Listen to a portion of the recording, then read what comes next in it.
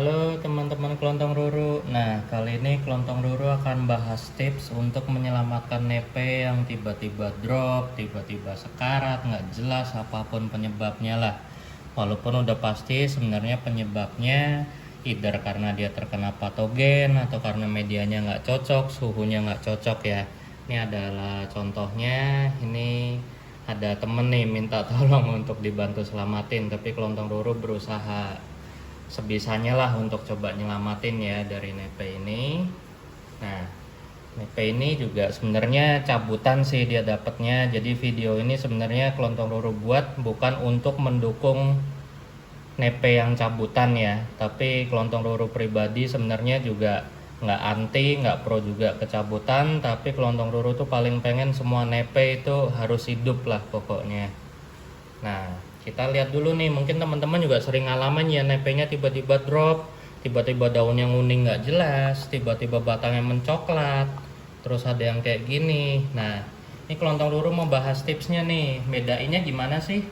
Jadi kita potong dulu semuanya. Nah, ini udah Kelontong Ruru urutin batang-batangnya dari yang paling jelek sampai paling mungkin bisa diselamatkan.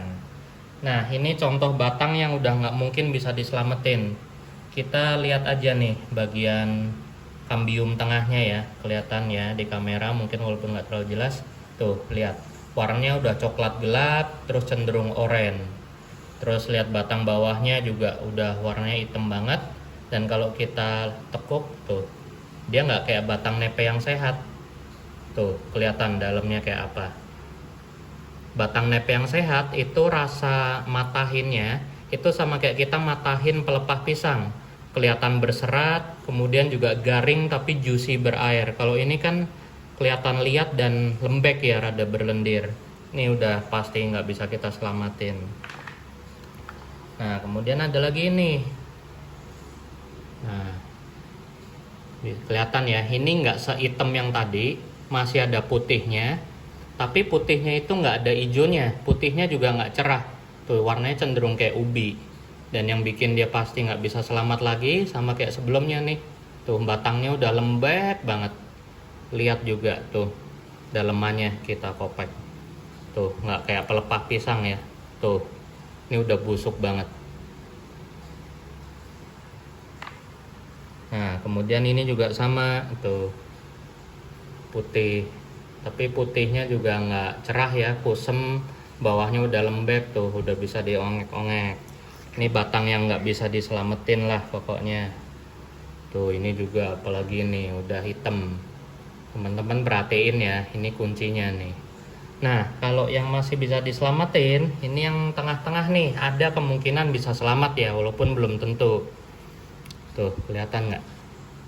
Mungkin agak nggak fokus ya di kamera. Nah, ini putih, masih ada hijaunya dikit tapi ada lendirnya.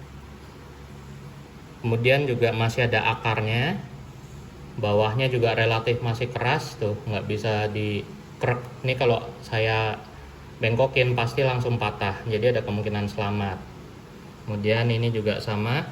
Tuh, kelihatan ya. Masih ada hijaunya dikit. Walaupun dia sebenarnya lagi sakit-sakitan nih, dan akarnya juga masih ada ya. Tuh, ininya juga masih keras, kambiumnya juga masih bagus. Ini kalau saya bengkokin patah, nggak ngeliur-ngeliur. Nah, untuk yang kayak gini besar kemungkinan belum tentu selamat sih.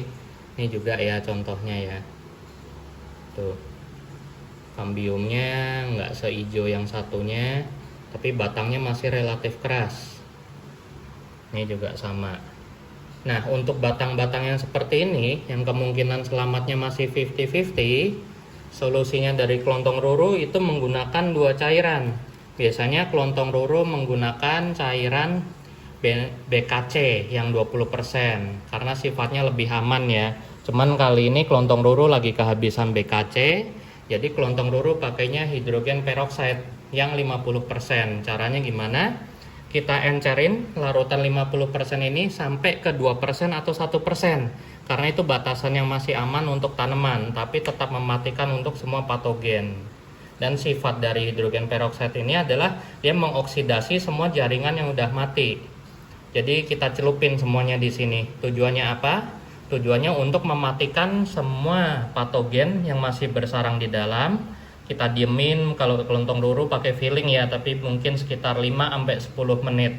Gunanya selain mematikan patogen, dia juga mengoksidasi semua jaringan mati. Bisa mungkin nggak terlalu kelihatan ya, tapi di sini tuh kelihatan buih-buih yang ngerusak jaringan mati udah muncul di airnya. Proses ini sebenarnya cukup beresiko ya. Kalau tangan kalian gampang iritasi, itu juga bahaya, nggak kelontong ruru saranin. Nih contohnya akibat hidrogen peroksida kalau di tangan dosis terlalu tinggi. Pakai sarung tangan, bro. Kelontong ruru udah tekbal. Belajar ilmu kanuragan kemarin di gunung. Nah ini kita diemin sekitar 10 menit ya. Ini untuk batang yang masih belum tentu selamat tapi masih ada harapan. Kita sterilisasi dulu lah ibaratnya.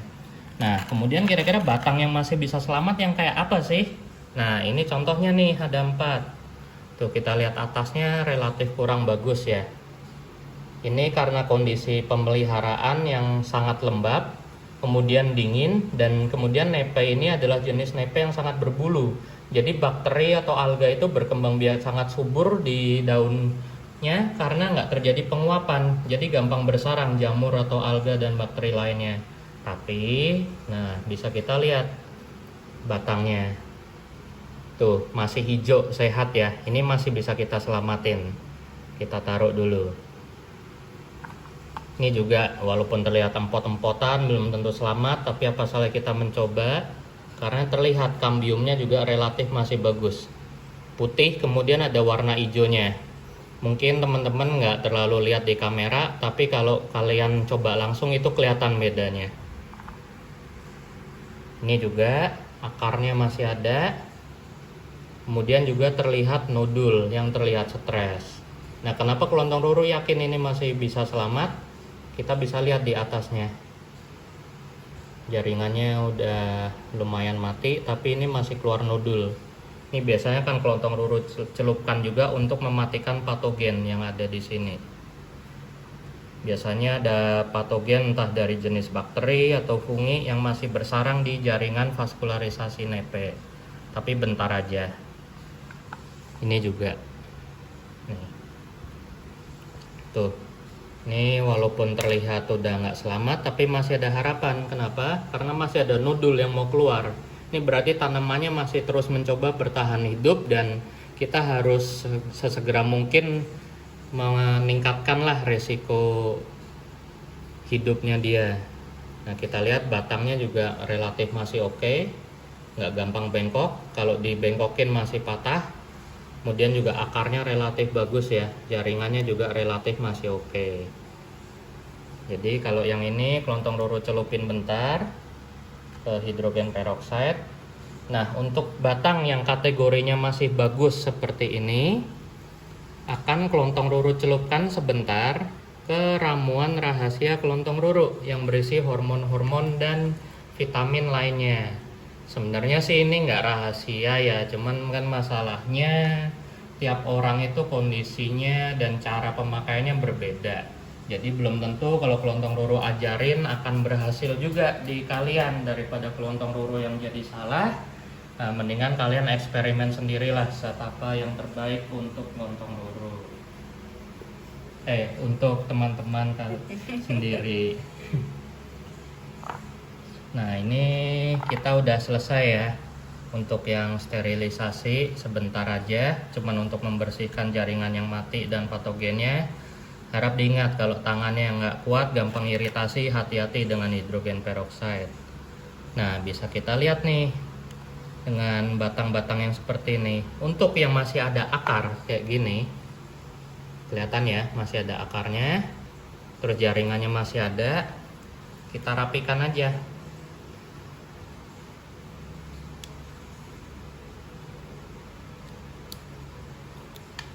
Nah, kita buka jaringannya. Kemudian karena udah ada akar, yang diperlukan tentunya adalah pertunasan kan. Kelontong ruru memakai hormon yang termasuk sitokinin ya, itu 6-BAP. Akan kelontong ruru berikan ke jaringan yang baru terbuka tadi.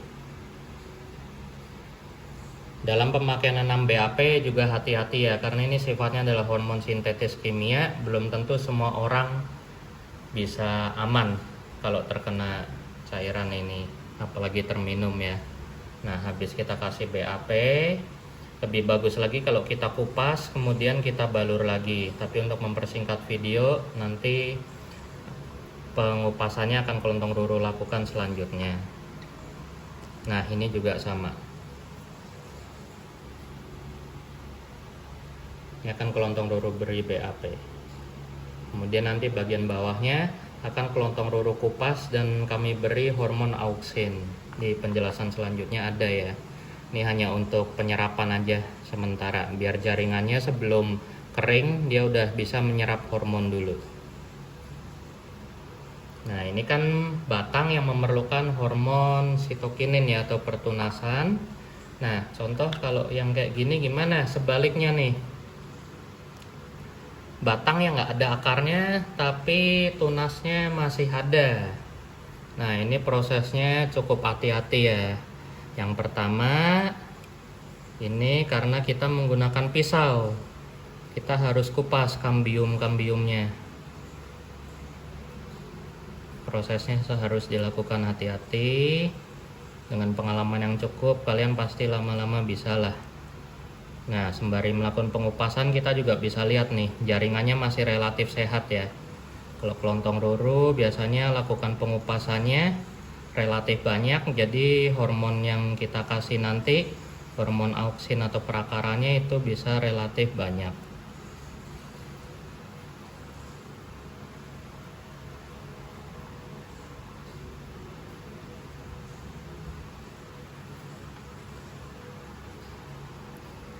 Kita kupas terus karena kita nanti nggak tahu sih sebenarnya akar itu akan tumbuh dari sisi nodul yang mana. Jadi sebisa mungkin hormon itu kita kenain ke bagian yang luas ya, untuk mempercepat hasilnya.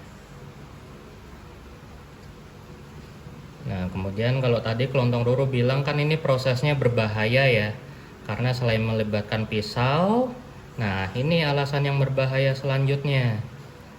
Dalam melakukan pengolesan hormon, apalagi hormon yang Kelontong Roro pakai itu kan hormon perakaran Clonex ya, yang soft gel, yang warnanya ungu seperti ini. Karena ini untuk tipe yang kambiumnya lunak seperti nepe.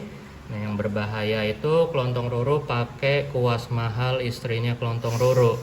Ini hati-hati nih, kalau ketahuan istri bahayanya lebih parah nih. Nah, cairan Clonexnya kita pakai nih. Ini nggak pakai izin lagi pakainya. Oh, nggak pakai izin ya, tuh kan ketahuan bahaya nih. Nah, ini cairan Clonex yang udah kita tumpahkan. Sebenarnya bisa sih dicocol aja langsung ke botol Clonexnya, tapi karena takutnya ada bakteri patogen atau lainnya itu bisa ngerusak isi Clonexnya, better kita tuang keluar, kemudian kita olesin aja ke kambium-kambium yang udah kita kupas tadi.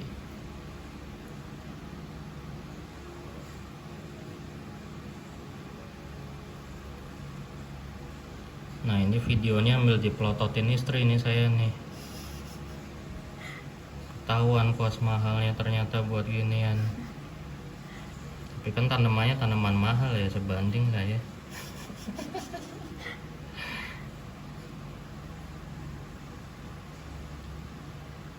Nah, ini juga mungkin kelihatan nih penyebabnya nih. Kita juga bahas resiko dari kalau nepe terlalu basah. Itu biasanya kutu putih seneng banget bersarang di nepe yang basah. Biasanya berupa kutu putih di akar atau milibak seperti ini ya. Tapi ini udah Kelontong Roro semprot tadi dan pestisida atau udah kering, udah mati. Nah, kalau sebaliknya di nepe yang terlalu kering, itu biasanya bahayanya adalah apit atau spider mites. Nah, ini udah siap. Nah, untuk yang lainnya itu Kelontong Roro biasa akan langsung tancap di media sphagnum moss. Nggak dicampur apa-apa ya? Ya. Pure aja.